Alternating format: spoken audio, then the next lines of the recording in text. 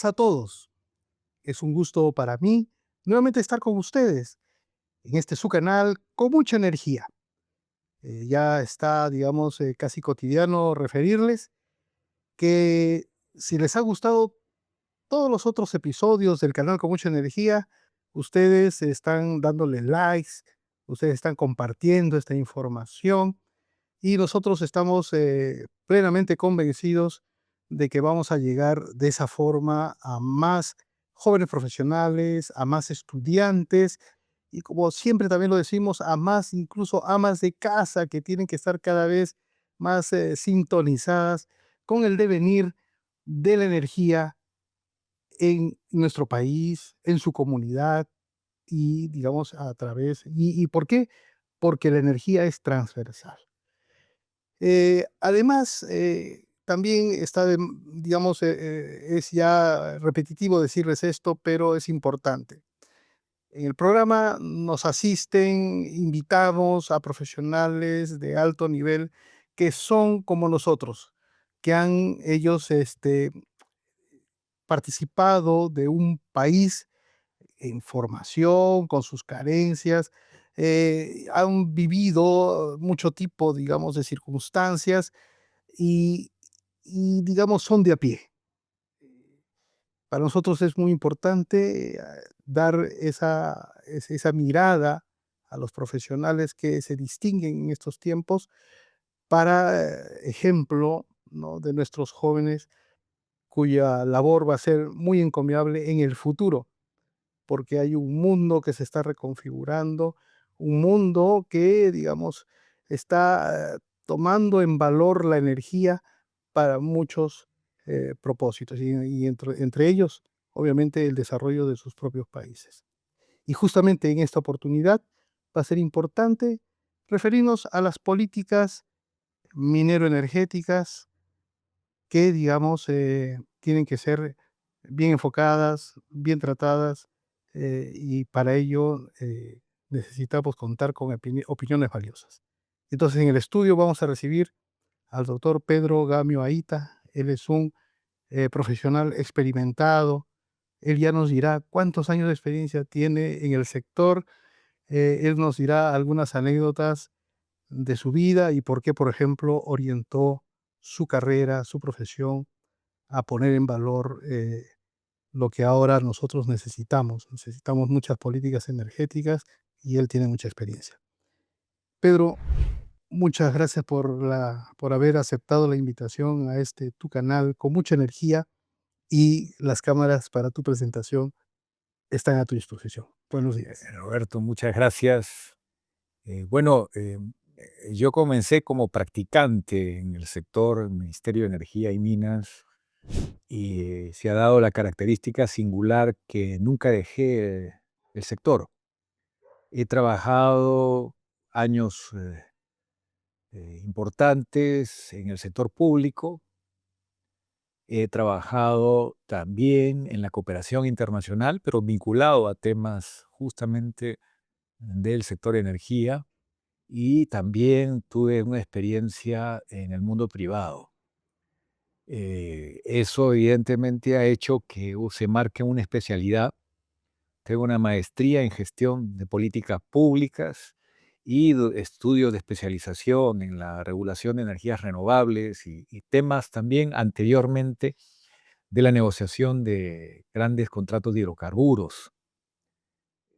Yo evoluciono de la industria de hidrocarburos al mundo de las energías renovables, pero siempre agradezco haber conocido la forma hasta hoy predominante de suministro de la economía mundial, porque evidentemente nunca el ser humano en su historia ha crecido tanto como en el siglo XVIII, XIX y XX, especialmente XIX y XX, donde hemos visto una capacidad de multiplicar la producción de bienes y servicios que hace que cuando analizamos a Luis XIV, por ejemplo, en la Francia histórica, en la Francia monárquica, vemos que las comodidades que tenía siendo rey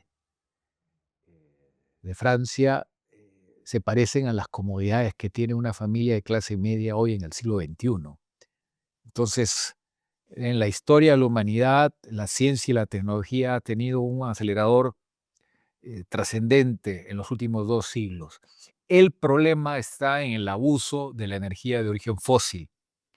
Ese abuso, principalmente carbón y luego hidrocarburos, nos ha llevado a un incremento de la temperatura promedio global en tiempo récord. Nunca antes el cambio climático en 150 años ha provocado este índice de desastres naturales que tiene que ver con una naturaleza que se defiende, ¿no? Es decir, eh, desde el problema del cáncer a la piel, el sol ya no es tan amigable como era antes. Yo nunca utilicé cremas protectoras.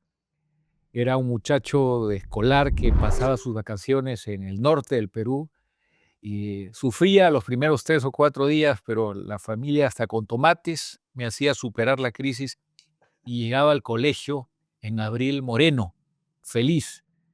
Si hago eso hoy, soy un suicida. Entonces, hay un cambio evidente de las condiciones del clima que afecta la disponibilidad de alimentos, disponibilidad de agua, hace impredecible el comportamiento del agua, afecta el abastecimiento de alimentos, afecta la planificación de una hidroeléctrica, por ejemplo. La cuenca hidrográfica puede afectar la economía de un proyecto hidroenergético, dependiendo de la cuenca de la que hablamos, de 5 a 50%. Hay casos de pérdida de el potencial técnico que lleva al potencial económico.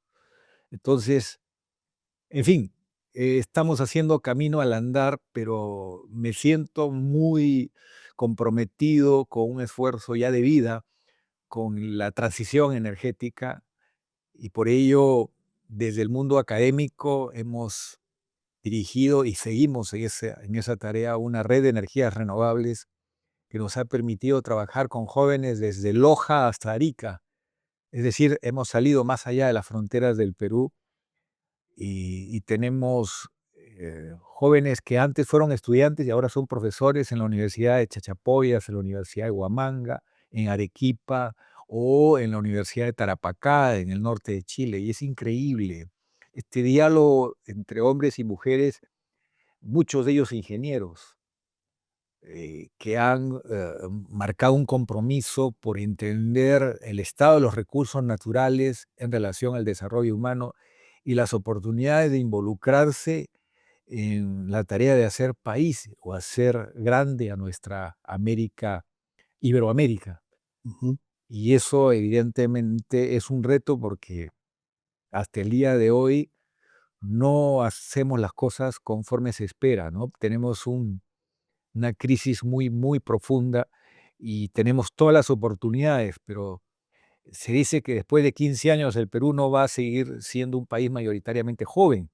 Vamos a ser un país de edad ya media, con mayores cargas sociales. Entonces estos 15 años son decisivos y por eso saludo el mérito de este esfuerzo de comunicación, esencialmente educativo, que tú lideras, Roberto, porque estamos hablando de que hay que convocar a los jóvenes a transformar el Perú.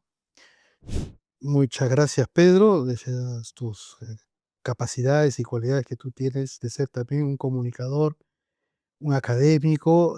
Yo creo que va a ser muy importante ahora porque vamos a hablar queremos hacer entender, no con la complejidad que puede tal vez remarcar un tema energético, sino tal vez con la didáctica que, digamos, te caracteriza. Y, y gracias, y mira, para mí es algo sorpresivo. Bueno, no pensé que habías empezado tú en el rubro de los hidrocarburos, tu carrera. Es importante ello porque yo alguna vez conocí a otro abogado, tú lo conoces, ya te lo contaré después, que me conoció a mí en el ámbito eléctrico y me animó a, tal vez en su momento, a aprender cosas de hidrocarburos, porque la energía es eso, ¿no es cierto? La energía tiene que englobar un concepto, digamos, único para saber hacia dónde queremos avanzar. Y no te has referido a que has también tenido tu experiencia en el ámbito político, habiendo sido viceministro y conocemos al Ministerio de Energía y Minas un poquito de cerca. Sí, claro, porque comencé como practicante, pero también he sido asesor de línea, he trabajado en Petroperú, un número importante de años, he trabajado en Chevron, he trabajado en Repsol Mm, y bueno, sobre todo el área del upstream, que es la cabeza de la industria, que se llama la exploración y explotación. He conocido la Amazonía peruana, he participado en la exploración del lote 52, que viene a ser el lote que tuvo Chevron en la Amazonía peruana, que fue una experiencia muy interesante. Aprendí del respeto a la cultura machillenga, a los achanincas, de la implementación del convenio 169 de la OIT, de los nuevos parámetros sociales y ambientales que rigen hoy la industria energética. Cambios paradigmáticos que significan una manera diferente de trabajar. Ya no es el Perú del Pantaleón y las visitadoras de Vargas Llosa, que era una forma de hacer industria desprovista de estándares sociales y ambientales. claro, el tema de la sostenibilidad se vuelve también ahora un pilar y, digamos, su ámbito de influencia ya también es transversal a muchas actividades. Eso hay que... Y eso va con la experiencia histórica de saber que desde por lo menos la Constitución del año 79, donde surge el canon, que es esta participación de las regiones, ha habido importante dinero que ha entrado a Piura, que ha entrado a Loreto, principalmente estas dos regiones, o sea, también está Ucayali, también está Tumbes, Huánuco incluso, pero estamos hablando de una cifra que un departamento ha recibido $3.000 millones, el otro un poco más, o en el caso del canon gasífero con Cusco, 20.000 millones de soles hasta el año 2019. O sea, si actualizamos la cifra al año 2025, estamos hablando de más de $1.000.000 diarios, que solo por canon gasífero recibe una región que uno diría, pues esa región debería ser la primera en el Perú en desarrollo humano hoy, porque con ese dinero puedes crear oportunidades extraordinarias. Pero lamentablemente, un informe de Contraloría nos dice que solo el 20% de esos recursos ha sido utilizado de manera eficaz. Por mala calidad de los expedientes técnicos y por corrupción, ¿cuánto dinero se pierde? Entonces creo que ahí hay una enseñanza, porque son recursos no renovables, no van a existir siempre, y es importante priorizar la apuesta por el desarrollo humano. Cusco debería estar en primera línea, como lo está haciendo hoy Moquegua, en la prueba básica de razonamiento matemático, razonamiento verbal y mejora de la calidad educativa, haciendo que, así como lo ha logrado Moquegua, Cusco debería ganarle a Lima, porque las oportunidades que dan estos recursos deben ser orientados a los seres humanos, porque cuando uno hace una carretera, luego viene el overhaul, el mantenimiento, hasta que tiene que reconstruir completamente la carretera.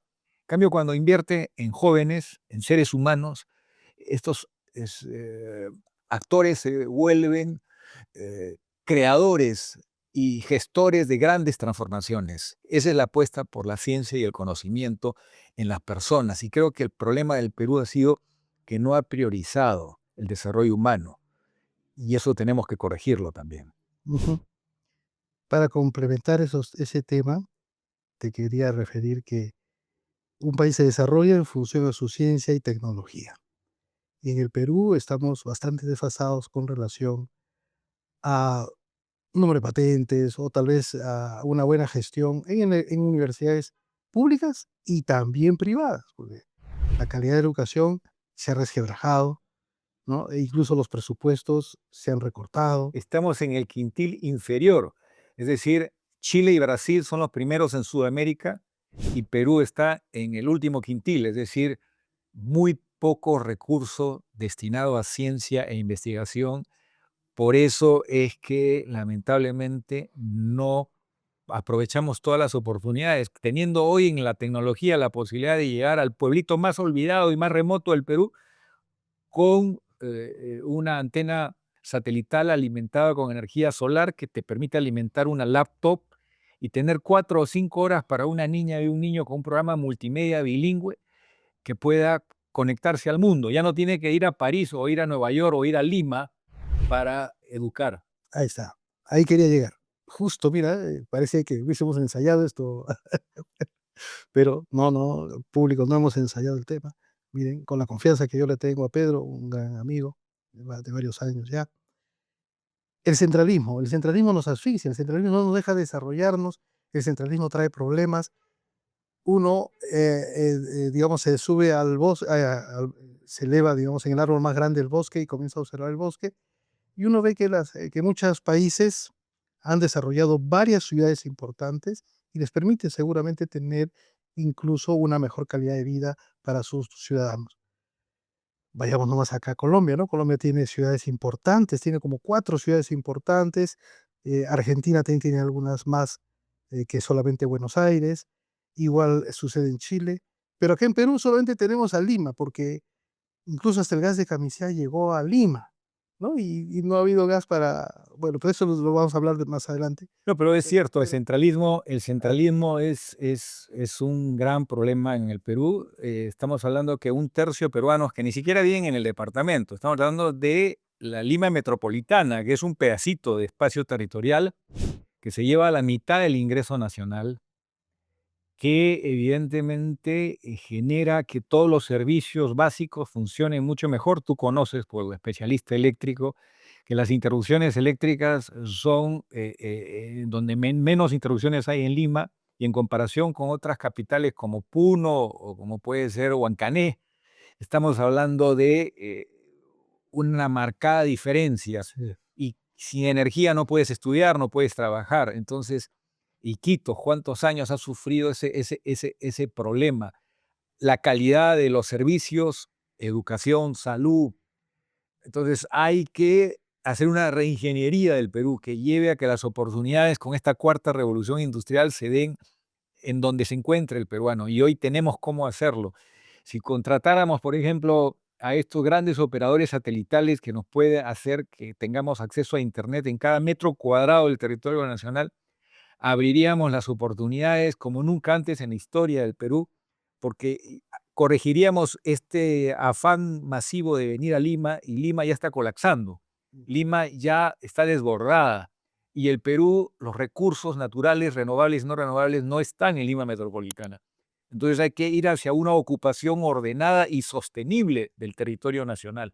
Y esa es una tarea urgente porque Lima va a colapsar y el 20% del territorio es con en la zona rural, 20% de la población está en zonas rurales, el 80% ahora vive en ciudades y el 65% en el lado occidental de los Andes, mirando hacia el mar, o sea, prácticamente la costa. Estamos despoblando el Perú y no aprovechando las oportunidades con ciudades intermedias, con un planeamiento estratégico, esa palabra de la que hablamos cada vez que te veo, porque esa es una idea fuerza importante. No estamos aprovechando las oportunidades para hacer que el Perú haga goles y nos clasifique de nuevo al Mundial de la Vida, ¿no? correcto. Sí, ese tema, seguramente en otra oportunidad lo vamos a abordar con más detenimiento, el tema de la planificación, Pedro. Gracias. Gracias por recordarlo. Ahora te invito ya vamos a repasar la evolución de la política energética en el sector eléctrico, ¿no? Vamos a hablar de la matriz eléctrica, la matriz energética finalmente. Y entonces, con claridad, nosotros sabemos que se marcó un hito con el decreto ley 1002 en algún momento, ¿no? Y mira, eso incorporó tecnologías como la solar, la eólica, la geotermia, la maremotriz, la biomasa. Y bueno, la solar y la eólica están avanzando, yo creo que muy bien, porque el país también es bastante hidroeléctrico, ¿no? Entonces, tenemos una base muy sólida, importante de hidroelectricidad. Y, Y, por ejemplo, empecemos con la geotermia, ¿no? O sea, la geotermia, ¿Quién no se ha dado un baño de aguas termales? Es la geotermia, ¿no? sí, pero, a ver, pero vamos a un poco redondear la pregunta, permite, dijo. Cuando comencé a repasar un poco desde cuándo se trabajó los estudios de geotermia, estamos hablando que desde la época de los años 70 aproximadamente empieza, creo que con la crisis del petróleo, todos los países comenzaron a revivir o bueno, a generarse políticas de energías alternativas. Y entonces hubo un gran trabajo del INGEMED, Manfred Hohr, Manfred Universidad Hoch, Nacional de sí, Ingeniería, del profesores de la Universidad Católica, la Universidad de Huamanga. Ha habido pioneros en energía solar en América Latina, en el Perú. así es. Y entonces llegamos al 2012, y en el 2012 se cierra el Plan Maestro de Geotermia, ¿no? Después de un trabajo de 30 años, de 3 décadas, ¿no? O más todavía, ¿no? Eh, Pero ahí vale la pena destacar que nosotros, cuando me tocó ser viceministro de Energía, no fui yo, fue la capacidad de convocar a un equipo de primer nivel vinculado a la academia. Logramos el acuerdo con Japón, sacar el plan maestro de energías renovables, el convenio de apoyo técnico, becas del gobierno del Japón, que capacitó a más de 10 técnicos jóvenes, hombres y mujeres en geotermia. Lamentablemente ese esfuerzo sostenido no ha continuado, y incluso en la COP 20 de París, perdón, la de Lima, un año antes, eh, Alemania lideró un fondo de $1.000 millones para financiar proyectos de geotermia. Chile ha aprovechado este fondo y Perú no lo ha hecho porque ha habido inestabilidad política. Cada nuevo ministro ni siquiera cambia el gobierno, cambia el ministro y ya el guión cambia, si es que el ministro sabe de qué se trata, porque a veces no tiene experiencia previa y recién cuando está conociendo ya lo cambian. Entonces hemos llegado a un nivel de crisis política tan gigantesca que hemos perdido la capacidad de planeamiento en el desarrollo del Perú.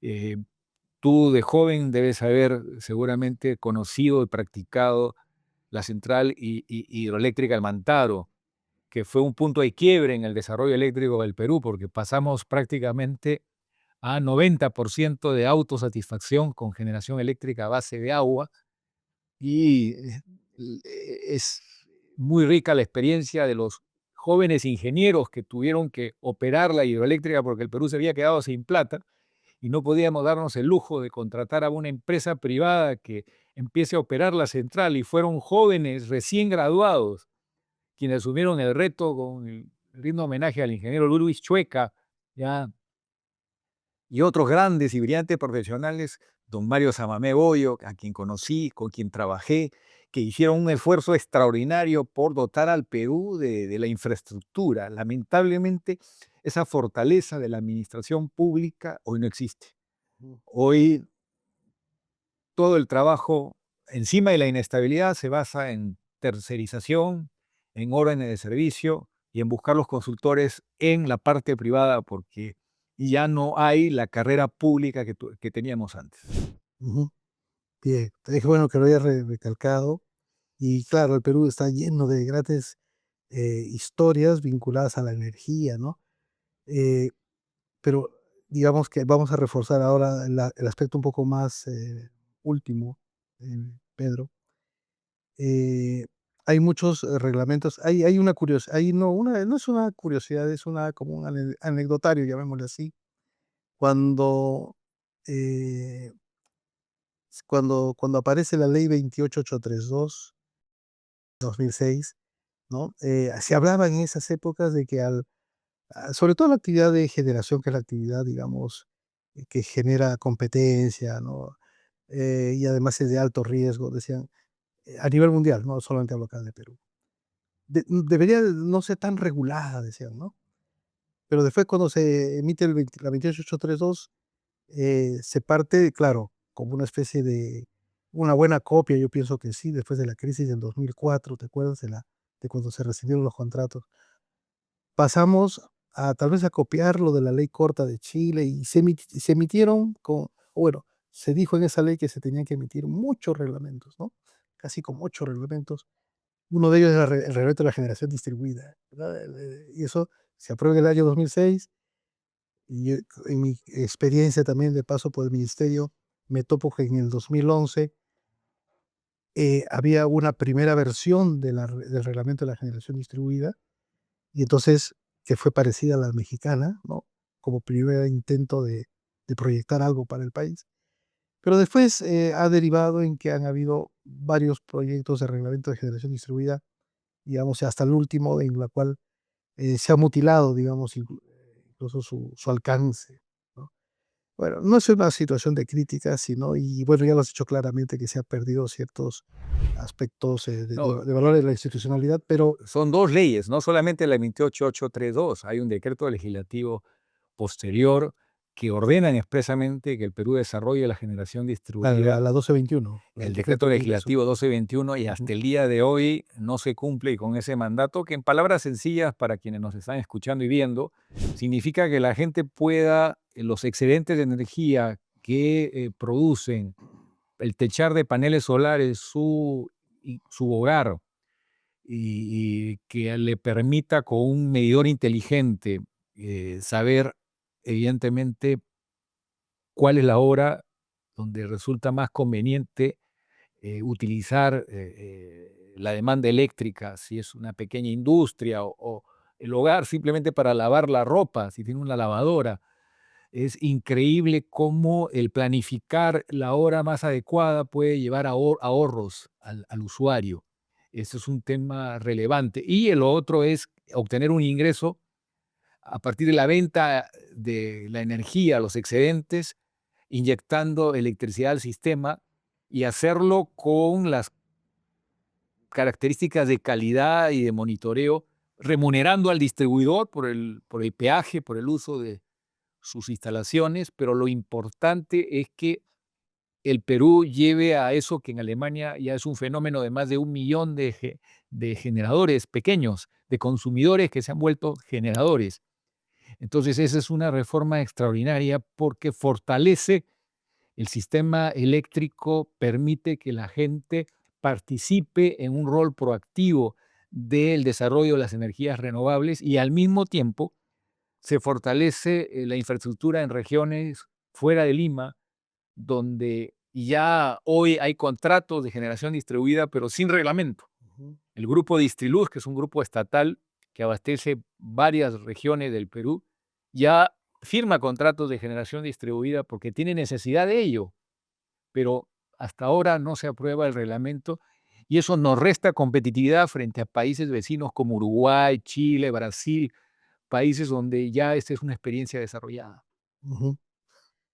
Pedro, y entonces, aparte de ese reglamento, hay otros que están prepublicados y que sería bueno también manifestar tu punto, escuchar tu punto de vista, ¿no? A efectos de poder ver el panorama de mediano plazo que puede confrontar nuestro sistema. Ya se vencieron los plazos para la reglamentación de la reforma que fue aprobada en el Congreso en diciembre del año pasado y eso significa un problema. ¿Por qué? Porque ya estamos en una situación que la oferta y la demanda han llegado a cruzarse. Ya estamos empezando a utilizar diésel para generación eléctrica para atender la hora pico o las horas pico, que son básicamente dos, al mediodía y a las 7 de la noche. Entonces, el tema de fondo está en que si nos demoramos en la reglamentación, eso va a hacer que utilicemos más generación no competitiva, generación contaminante y cara como es la generación con diésel, cuando hoy hay tecnologías más competitivas que nos permitiría hacer que la minería, que la agroindustria y que los hogares peruanos tengan costos competitivos, una infraestructura que se fortalezca con los sistemas de almacenamiento, porque esa es otra de las tareas que hay que reglamentar, para que el incremento del viento y del sol no genere riesgos y al mismo tiempo el gas natural refuerce de una manera planificada la capacidad de inyección de energía limpia en el norte, centro y sur del Perú, con un sistema de transmisión que va por buen camino, pero si no hay estos reglamentos vamos a terminar pagando un sobrecosto país que le va a quitar competitividad a los proyectos de inversión más importantes y eso no me parece justo con el Perú. Ujú, correcto, Pedro. A ver, bueno, pero estamos notando que hay también bastantes proyectos solares que están incorporándose, ¿no? Más de 7.500, estamos hablando de 7.500 millones de dólares de inversión en proyectos. La mayor parte de ellos tienen ya luz verde del COES. Ujú. Sabemos que no todos se van a concretar porque hay una competencia, pero para que la competencia se haga lo más transparente y pronta posible, tienen que existir los procedimientos y para eso están los reglamentos que ya se han debatido en reuniones técnicas con los distintos interesados, las empresas, los usuarios, la academia, pero por la crisis política en las últimas semanas se ha cambiado 3 veces de director general de electricidad. Así no se hace patria.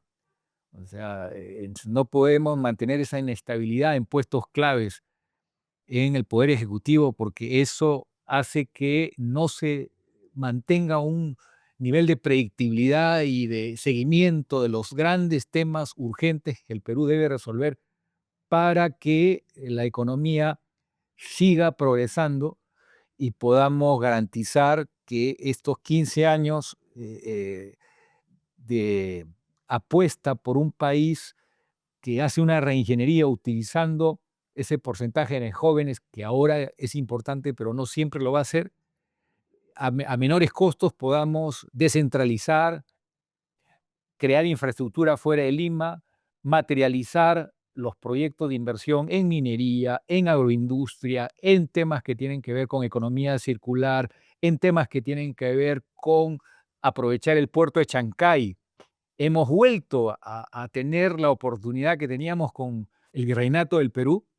El Virreinato del Perú, que antes de los Borbones era la capital de toda Sudamérica.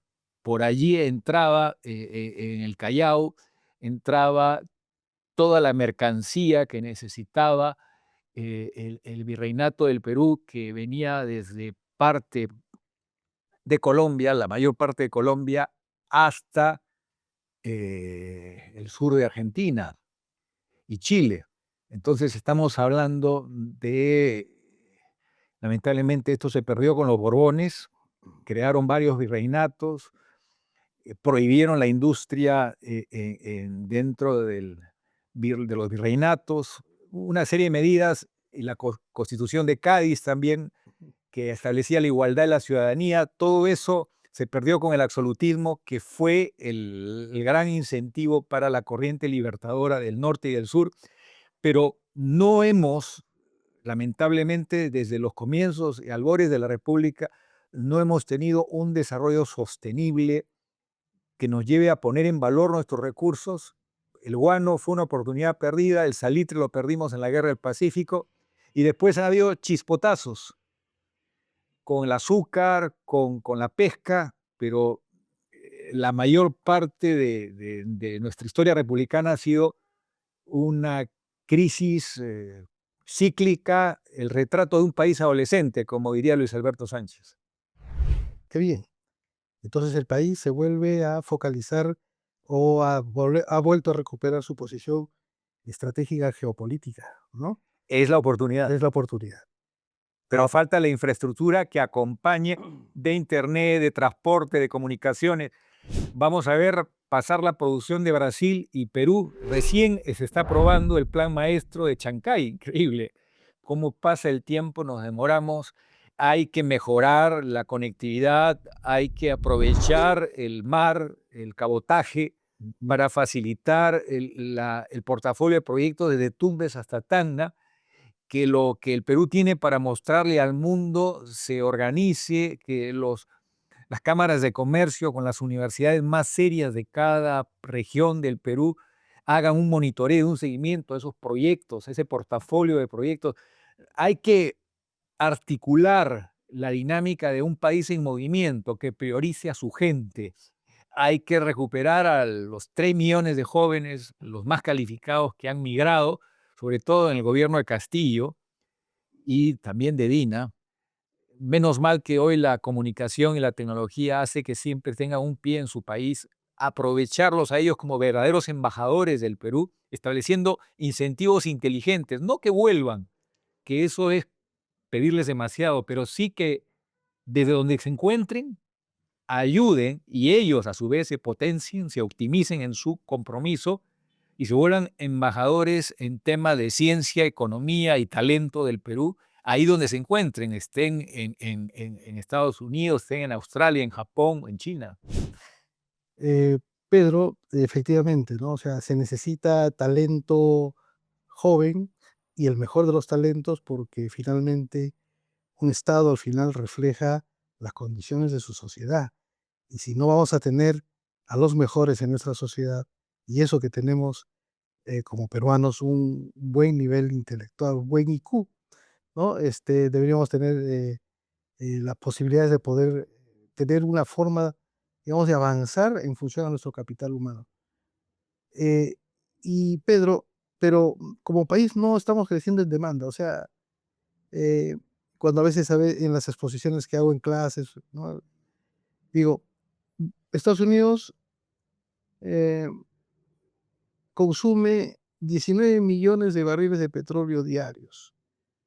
Perú, un cuarto de millón de barriles de petróleo diarios. O sea, significa que no estamos industrializados y creo ahora ya despertando y un poco conociendo pormenores digamos, de la historia y de cómo estamos anclados en una república joven, muy adolescente, y que pareciera como que ese status quo a muchos les ha interesado mantenerlo así, y por ello a veces no podemos industrializar el país. Es que tenemos la renta per cápita de Chile en la costa, pero la de Bolivia en la sierra y la Amazonía. Es decir, no hemos sido capaces de el abanico de oportunidades hacer que esté a disposición de todos los peruanos, no interesa dónde se encuentren. Eso se soluciona con la cuarta revolución industrial. Mm, Entonces, el consumo, y lo dices muy bien, el consumo nuestro no se compara al consumo de países desarrollados. ¿Por qué? Porque la falta de dominio tecnológico, la falta de conocimiento científico hace que seamos un país rico en basura, por ejemplo. Eso puede sonar peyorativo. controvertido, pero la basura es negocio. Con la basura puedes producir biogás, puedes producir electricidad, puedes producir eh, una serie de beneficios dentro de la economía circular o reciclar, reusar, en fin. eh, Hemos tenido ejemplares emprendedoras en Tacna que sacaban productos reciclables al norte de Chile porque no hay industria de reciclaje en el Perú. Hemos visto que entra un ciclista extranjero que entra por Ecuador y nos dice: Ecuador, veo limpieza a los lados de la carretera, pero desde que entro al Perú veo que la basura la arrojan en cualquier parte. Esa educación esencial para la vida, ese amor propio del peruano, de la peruana, es sustantivo. Tenemos mucho de lo que sentirnos orgullosos, pero hay que internalizarlo y hay que hacer que el peruano más humilde pueda arrancar en esta carrera de la vida y sorprendernos. Pero para eso necesitamos compromiso con la ciencia y la tecnología y valores. La manera de hacer líderes no es comprando o financiando una campaña política y a partir de eso lograr un puesto en el Congreso. Eso no es correcto. Lo correcto es el liderazgo que empieza desde la escuela, desde el colegio. El líder que es la persona que se destaca por su esfuerzo. Cuando yo fui al Congreso, era escolar. Iba a ir media hora y me quedé hasta medianoche. En esa época, la Asamblea Constituyente habría grandes debates. Profesores universitarios de primer nivel. Eran clases magistrales, eran debates en todos los sectores políticos, derecha, izquierda, centro. Uno aprendía. Los líderes del Perú estaban en el Congreso. Hoy no podemos decir lo mismo. Estamos dejando a los últimos de la clase la tarea del gobierno y eso es dispararnos a los pies. Es urgente retomar el control de nuestro país, haciendo que las personas que son líderes porque con su ejemplo hacen camino al andar, ellos tomen la dirección del Perú a partir del barrio, el distrito, la provincia, la ciudad, la Mm. región y el poder ejecutivo. Mientras no recuperemos ese nivel de conciencia social, de conciencia política, y caigamos en la gran mentira que nos dice que la política es mala, que no sirve, que es sucia, Se hace política desde que salimos del umbral de la puerta de nuestra casa, porque la política, como dicen las enseñanzas de los pueblos precolombinos, la política es tan importante que estaba a la altura de la religión. Era muy cuidada y muy valorada por la sociedad de esas épocas. Nosotros tenemos que, como me dijo un profesor en un curso en Harvard muy importante, nos dijo, reduzcamos a la mitad la corrupción. Nunca vamos a desaparecerla, pero reduciéndola a la mitad alcanzamos un nivel competitivo internacional que nos haga, evidentemente, que los peruanos más pobres paguen menos el costo, porque es un impuesto que grava a las mayorías, la corrupción. El hecho de que hacer una carretera en promedio en el Canadá o hacer una línea de transmisión cueste menos. Estamos hablando de un país desarrollado. Y eso tiene que ver con valorizar las demoras, valorizar las arendas, buenas y malas, valorizar la mala gestión. Todo genera sobrecostos. Necesitamos, con inteligencia artificial y con peruanos íntegros, hacer que nuestro Perú recupere el control de su destino. Ujú.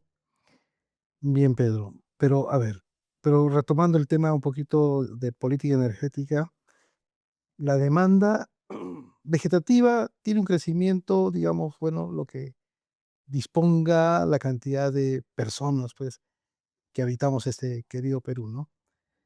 Pero no hay más inversiones en cargas especiales, en cargas importantes, como podrían ser proyectos mineros o sus ampliaciones, ¿no? Se habla de un portafolio inmenso, ¿no? De miles de millones de dólares allí que podrían ser canalizados para poder gestar nuevos proyectos. Hay, digamos, algunos derroteros por ahí, pero yo que observo el crecimiento de la demanda todos los días, porque es parte de mi trabajo, de mi vida, veo que el crecimiento siempre está en 3% a bajar, ¿no?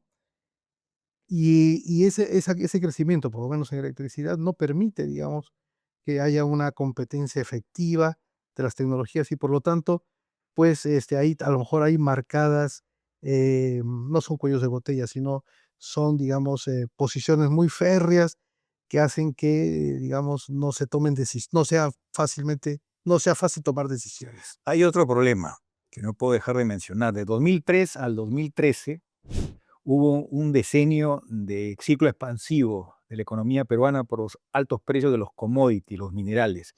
El Perú llegó a crecer 8 o 9% promedio anual. ¿Por qué ahora estamos en 3% si el cobre y el oro y la plata están valiendo mucho más que antes? Es decir, tenemos márgenes mayores que los que teníamos el 2010, el 2011. Entonces, el grave problema del Perú es el crecimiento gigantesco de la actividad ilegal. Es decir, no se está pudiendo aprovechar los recursos del Perú en beneficio a nuestra gente. Eso significa que producimos anualmente 200 toneladas de oro. Es una cifra espectacular, pero 200 toneladas de oro son las que salen por la aduana. Pero cuando uno hace el esfuerzo de trazabilidad y pregunta cuántas minas se tiene la certeza que están detrás de estas 200 toneladas, y se da con la sorpresa de que 105, 106, o sea, estamos hablando casi el 100 casi la mitad de las toneladas de oro no sabemos de dónde salen. Y ahí viene la triste realidad. Estamos perdiendo el capital valioso de nuestra Amazonía, porque es oro de origen aluvial, que contamina el agua, que destruye el patrimonio de salud y vida de la población. Estamos viendo cerca de la ciudad de Iquitos, en el río Nanay, un desastre ambiental de magnitud. Estamos hablando de un problema que los recursos que no son renovables, una vez que se extraen ya no se pueden aprovechar, no pagan impuestos, no respetan el derecho a la seguridad del trabajo, al seguro social, a tener instrumentos que no le hagan daño a la persona que utiliza estos implementos.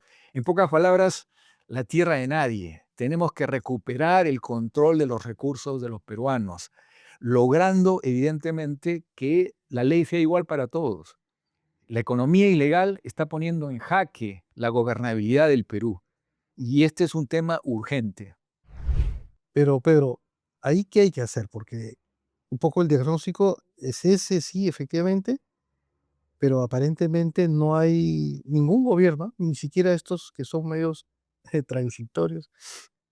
Obviamente no van a poder solucionar muchas cosas ahora y tampoco es una justificación para ellos decir que están heredando un problema antiguo, porque, bueno, el que asume una responsabilidad tiene que saber qué hacer también, ¿no es cierto? Pero, ¿qué se tiene que hacer para volver para que el Estado vuelva a retomar ese poder de autoridad que nunca debió perder? La palabra clave se llama trazabilidad. Incautando los camiones que salen, por ejemplo, de contrabando hacia el Ecuador, hacia Bolivia, hacia otros países vecinos. Se puede, con monitoreo satelital, con drones con visores nocturnos, se puede tener una información precisa que lleve con los primeros camiones incautados mediante un mecanismo eficiente de realización de esa mercancía, obtener el equipo de primer nivel y nadie va a sobornar al dron, ni va a sobornar al monitoreo satelital.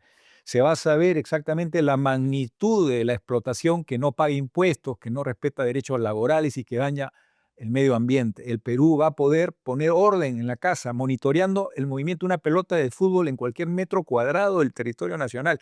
Ese es el valor de la tecnología hoy. Pero hay un problema, un gran problema, Voluntad política. voluntad política y además la sociedad ya percibió, ya es difícil de decirles, de negarles o tapar el sol con un dedo, de que la justicia se ha quedado también inoperativa, ¿no? O sea, Hay esfuerzos, hay hay esfuerzos, pero todavía son insuficientes. Porque estamos hablando que la cantidad de operativos, el otro día veía un informe que los fiscales, que la policía en las zonas críticas no tenía presupuesto para moverse, no tenía la camioneta, los equipos de comunicación. ¿Cómo pues se puede enfrentar el problema si no dotamos de recursos a quienes están en primera línea defendiendo la gobernabilidad del país, ¿no? correcto. Bien, Pedro. Bueno, avanza el tiempo en este discreto programa, al cual nuevamente te agradecemos tu presencia. Mira, el Perú necesita conocer sobre sus recursos, pero claro, pueden haber habido estudios prospectivos por alguna otra razón que se han podido dar, digamos, por alguna otra razón, pero se detuvo las políticas de exploración para siempre garantizar, digamos, o lo voy a decir así muy elemental, de una manera muy elemental, los 20 años siguientes de energía o de una fuente energética barata, me refiero al gas, por ejemplo, ¿no? Y estamos viendo a nivel internacional que incluso las guerras, ¿no? Las guerras pareciera como que están, o las guerras o el posicionamiento geopolítico de algunos países están viendo en sí, en el fondo, unas necesidades de salvaguardar recursos de petróleo para el futuro, ¿no? Los problemas que hay en muchos lugares es evidente. Y entonces, ¿el Perú no se prepara para eso o tú ves que se está preparando para ello? A ver, ¿O estamos desvalidos en esa? desde los años 80, estamos hablando de prácticamente hace medio siglo, el Perú tenía el reto de aprovechar el gas. Hemos aprobado la nota en lo que va de los años de aprovechamiento del gas, yo diría tenemos 12 de nota. Podríamos haber obtenido un 16 si hubiéramos sido capaces del primer éxito, de los primeros 2 años, continuarlo, pero lamentablemente no se hizo. Lo explico. En lugar de reemplazar al diésel, que importamos en mayoría, estamos reemplazando al agua con el gas natural. Mm. El agua antes era 90% de la generación eléctrica, pasó a ser el 50%. Entonces, eso ha hecho que evidentemente no avancemos en descentralizar y una transición energética mucho más eficaz. El gas natural cuesta mucho más barato en Lima, en Ica, pero ¿cuánto cuesta en Arequipa? ¿Cuánto cuesta en Piura? ¿Cuánto cuesta en Trujillo? Eh, es cierto que estamos avanzando. Hay más de 20.000 clientes en Trujillo, extraordinario, pero podría haber más de 150.000, más de 200.000. Si, si tuviéramos la tarifa estampilla, el precio equivalente al de Lima en la mayor parte de ciudades del Perú. Entonces, sumaríamos a los 2,5 millones de usuarios del gas, 2 millones más, con las principales ciudades de las regiones que hoy no tienen un precio del gas tan económico como el que tiene Lima e Ica. Y eso es sustantivo. Y lamentablemente uno no entiende cómo el Congreso ha trabado, al final aprobó un precio similar al de Lima, pero para los pequeños consumidores. Y la teoría económica sobre la masificación del gas dice, tú tienes que dar el precio a todo tipo de usuario, al grande, al mediano, al chiquito, con tal de que vaya a regiones que no tienen industria, porque con eso la instalación grande le da la facilidad a los múltiples pequeños de sumarse. Entonces, si vamos por el esfuerzo pigmeo, yo le llamo esfuerzo pigmeo, solamente apoyar a los chiquititos, en lugar de cambiar en 5 años la matriz energética de Arequipa, de Trujillo, de Piura y del Cusco, lo hacemos en 20 años. Y ya tenemos la mitad del gas que nos queda en reservas probadas del lote 88. Entonces estamos en una hora crítica para corregir errores. Hay, por ejemplo, una propuesta que puede permitir atender a 7 regiones con el gas natural, que sumada a la demanda de estas 7 regiones equivale a la demanda de San Juan del Lurigancho. Lo que tiene que hacer el regulador es hacer su chamba, hacer su trabajo y que se garantice inversiones de infraestructura que correspondan con la tarifa regulada, pero que se logre ese extraordinario objetivo estratégico que Lima sea el ancla de la masificación del gas desde Pucallpa, pasando por Huamanga, pasando por Abancay, pasando por la ciudad de Huancayo, pasando por Huancavelica, en fin, hacer algo que pocas veces se ha hecho en el Perú, una política nacional que no sea como hoy, que la masificación tiene un rostro, del gas natural tiene un rostro limeño, y Mm, Lima no es el Perú, pero a ver, es solo parte del Perú. pero no he explorado en detalle esos aspectos, no los conozco exactamente. Pero no se castigaría a ¿quién paga eso? O sea, A ver, quién paga eso? eh, ¿Quién lo es un pequeño incremento al usuario de Lima, al usuario que usa gas al usuario de gas o de al Lima, eléctrico? al usuario de gas para todos los usos. Ya. Un pequeño incremento y eso le permite a quien todavía no tiene mercado de gas, como Tacna, Moquegua, Arequipa o Cusco, le permite tener un precio mucho, o sea, la diferencia, estamos hablando de más de 100%, 130% la diferencia del precio entre un lugar y otro. Ujú. Entonces, Arequipa, Moquegua y Tacna, por ejemplo, tienen poquísimo desarrollo del gas natural. Mejor está el norte del Perú, pero no hemos hecho una política nacional de masificación que dé la talla. El otro tema también es importante, es el de Petroperú. Petroperú tiene que encontrar una hoja de ruta que asegure una solución al problema, pero sin caer en los argumentos extremistas.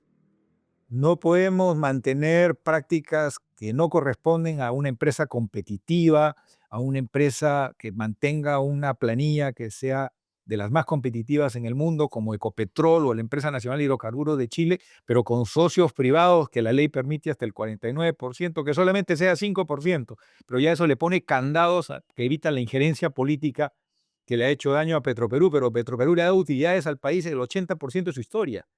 Lo que pasa es que el año 2014 recibió una orden política de hacer esta nueva refinería y ya Petroperú no podía asumir cuantiosa inversión. Entonces, más los problemas de demora, más los problemas en las obras que le llamaban las unidades auxiliares, que han generado algunas dificultades, todo eso ha traído como resultado un sobreendeudamiento y ahora está en un cuello de botella tremendo, pero tiene que irse a una solución que implique no más desembolsos que no estén condicionados a un ajuste, a una reingeniería y al mismo tiempo resolver el problema de reperfilar la deuda, porque de lo contrario no vamos a salir del problema. Y lo otro es que la fácil receta de hacer quebrar la empresa va a aumentar el riesgo país, va a abrir la posibilidad de que haya múltiples arbitrajes internacionales y termine el Estado peruano tras cuernos palos. Los peruanos terminemos asumiendo encima de ya de los 6.000 millones de dólares invertidos, los 3.000 millones de dólares en bonos, porque los bonistas internacionales no van a venir a Lima, al Indecopi, a entrar a una junta de acreedores. El camino legal de estas operaciones de bonos internacionales, la experiencia lo muestra, hace que se afecte al dueño de la empresa, que es el Estado peruano.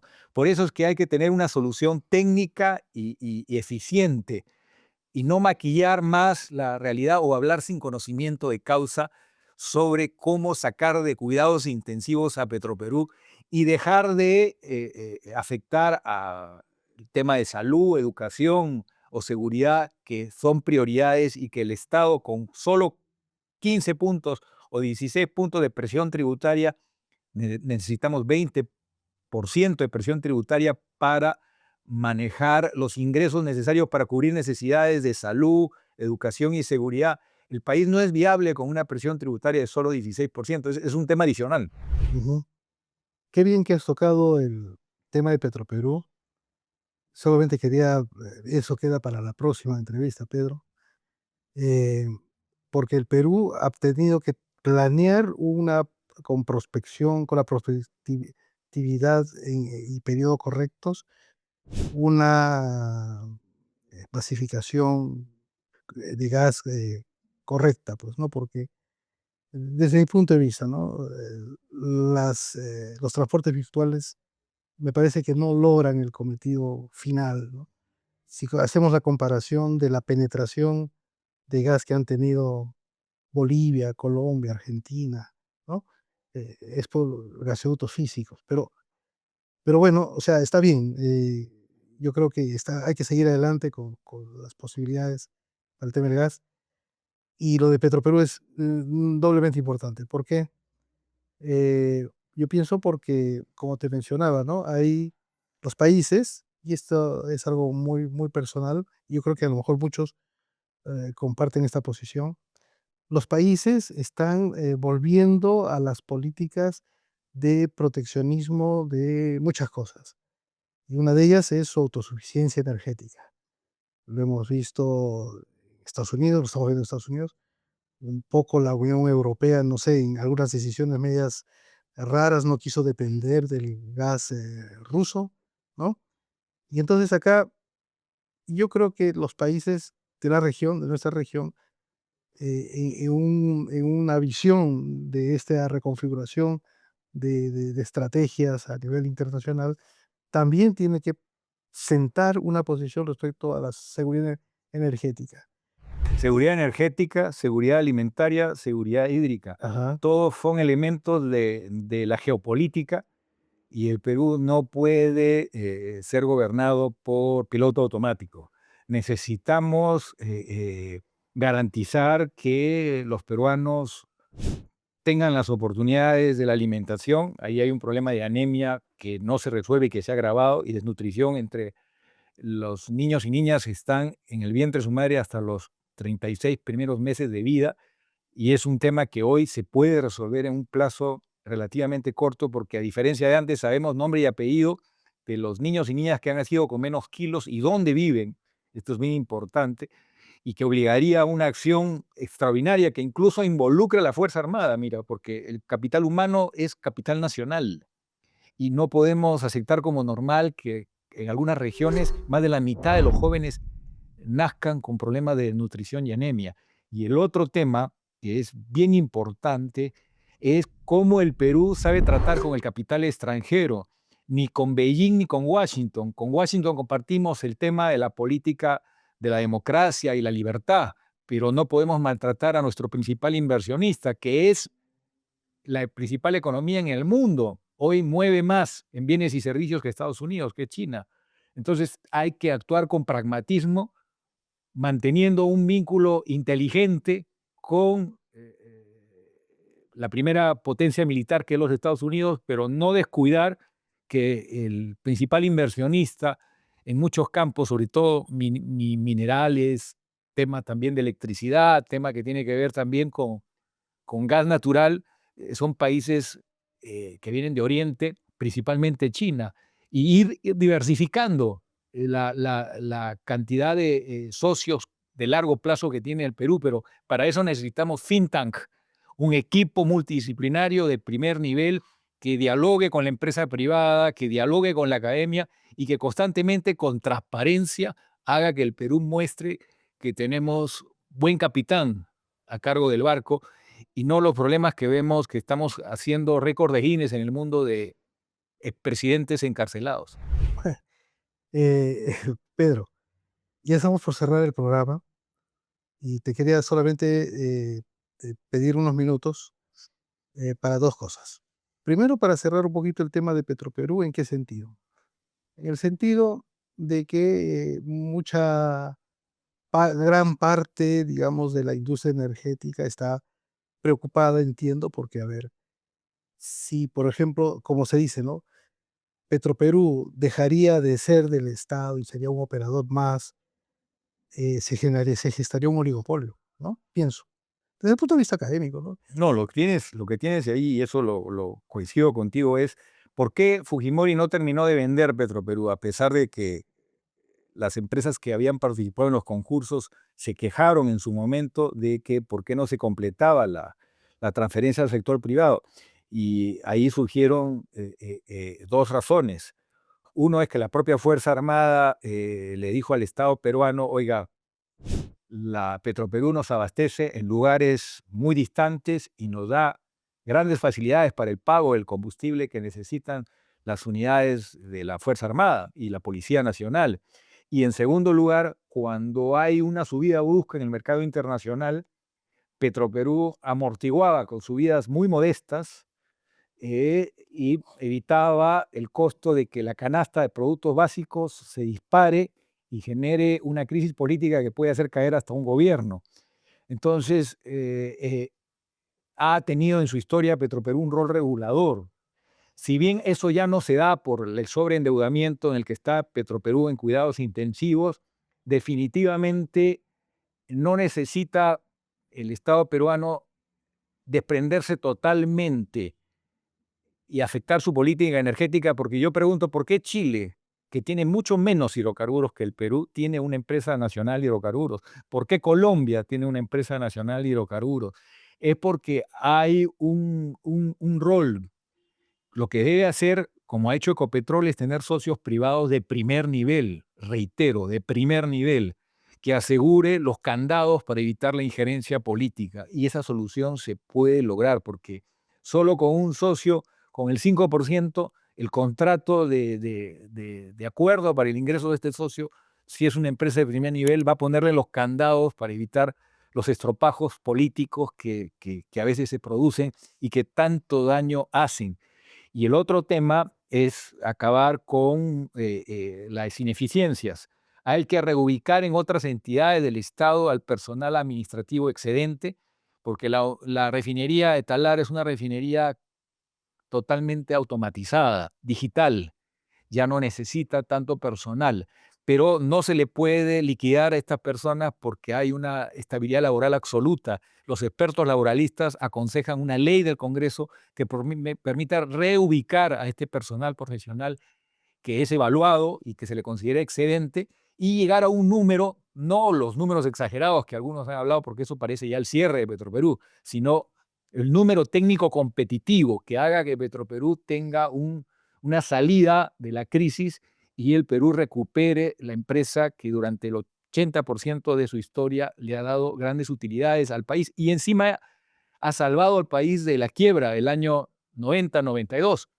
90 al 95, porque fueron los activos de Petroperú los más importantes activos que ayudaron a la crisis tremenda de la hiperinflación y el hecho de que el país entero quebró con lo que ocurrió en la década de los 90. No, nunca olvidaría la frase del el entonces primer ministro, no sé si la recuerda, Hurtado, Hurtado, Hurtado. Hurtado Miller, ¿no? Que Dios ampare al Perú, ¿no? Entonces, creo que ese es un tema sustantivo. Ujú. Pedro, para finalizar, te voy a pedir una reflexión, no sin antes comentarte algo como anecdotario también y que puede servir para reflexión, porque cuando se conectó la central Malacas en el ámbito eléctrico, luego de la privatización, allá por los años 96, ¿no?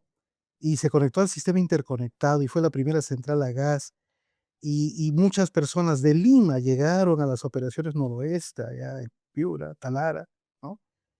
Encontraron a un capital humano, a profesionales que, bueno, conocían muy bien su labor, pero no conocían tal vez de lo que estaba de moda o tendencias en el mundo respecto a mercados, a teorías marginalistas, etcétera, ¿no? Cometieron sus errores, pero algunos también aprendieron.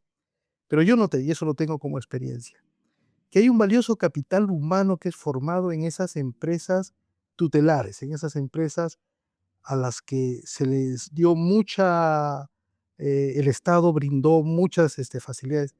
Yo he conocido de cerca gente que el Estado ha invertido en ellos para capacitarlos, para hacerlos unos gurús en las cosas que saben. Entonces, yo cuando a veces escucho y digo, van a quitar al 50% de la planilla de gente que es muy valiosa y donde el Estado ha invertido en ellos, y ahora esos ellos, ¿no? Podrían irse a otros lugares y bueno, y caramba, qué bacán, ¿no es cierto? Otras empresas, Nos disparamos a los pies ah, si aplicamos un programa ciego de incentivos y dejamos ir a los jóvenes que acaban de recibir una capacitación de primer nivel y que son brillantes, los jóvenes, el equipo profesional que maneja la refinería, la nueva refinería. Entonces, sería una locura. Estamos hablando de personas de edad mayor y que tienen función básicamente administrativa. Se tiene que hacer un estudio de soporte que ya se ha avanzado muchísimo y hablar de un número racional. No se pueden soltar cifras porque lamentablemente el calendario electoral hace que ahora todo el mundo hable de Petroperú sin conocimiento. sin conocimiento, ¿no? Y otro detalle más, alguna vez conversaba con ingenieros que se dedican a la parte de ingeniería hidráulica y me comentaban, ¿no? Y me decían con mucho pesar que los diseñadores de presas hidroeléctricas o de presas en general, peruanos en el Perú, ya todos estaban jubilando, todos bordeaban los 75, 80 años y no quedaba uno más que supiera, ¿no? De los principios de la ingeniería de ese tipo de cosas, ¿no? Entonces, eso es lamentable para un país, ¿no es cierto? No, es real el informe que acredita que la mayor parte de los que han migrado, estamos hablando del gobierno de Castillo, el gobierno de la señora Dina, son jóvenes altamente calificados. Tenemos un paliativo, la migración venezolana, que un poco ha amortiguado la pérdida de cuadros calificados, pero el Perú no puede descapitalizarse. Hay que desarrollar formas creativas de restablecer el vínculo de los peruanos de éxito allí donde se encuentren y también hay que generar mecanismos que permitan superar ese cuello de botella y desarrollar el portafolio de proyectos desde Tumbes hasta Tacna que permita poner en valor la puerta de conexión con el mundo que es Chancay, y para eso necesitamos una inversión del mayor orden, empezando por recurso humano, pero también infraestructura de transporte, infraestructura de comunicaciones, infraestructura educativa, para lograr que el Perú dé un salto importante. Tomemos el ejemplo de Corea. Corea tenía el mismo PBI que Perú en los años 60. Ujú, Cómo en los últimos 60, 70 años ha hecho algo extraordinario. Y yo creo que nosotros tenemos el potencial humano, pero lo que falta en el Perú es líderes que con su testimonio de vida marquen el ejemplo. Y para eso hay que llamar a los primeros de la lista en la clase, desde la escuela, para que participen. La política no hay que despreciarla. La participación en los temas comunes, en los temas que tienen que ver con la vida de todos, tiene una prioridad y una importancia mayor. Cuando yo voy al Uruguay o tengo conocimiento de Nueva Zelanda, me quedo impresionado de ver cómo los jóvenes aspiran a puestos en el Estado como una posibilidad de un desarrollo de vida exitoso. Acá en el Perú, muy pocos jóvenes piensan en el Estado. ¿Por qué? Porque desde el ingreso o el desarrollo de la carrera no hay carrera pública, no hay ingreso transparente, no hay ascenso transparente, todavía estamos con los sistemas de selección poco transparente que mucho daño hace. Es fundamental apostar a reconstruir la carrera pública y para eso la inteligencia artificial puede evitar que haya manipulación inadecuada. Pedro, bueno, te agradecemos tu presencia en el canal.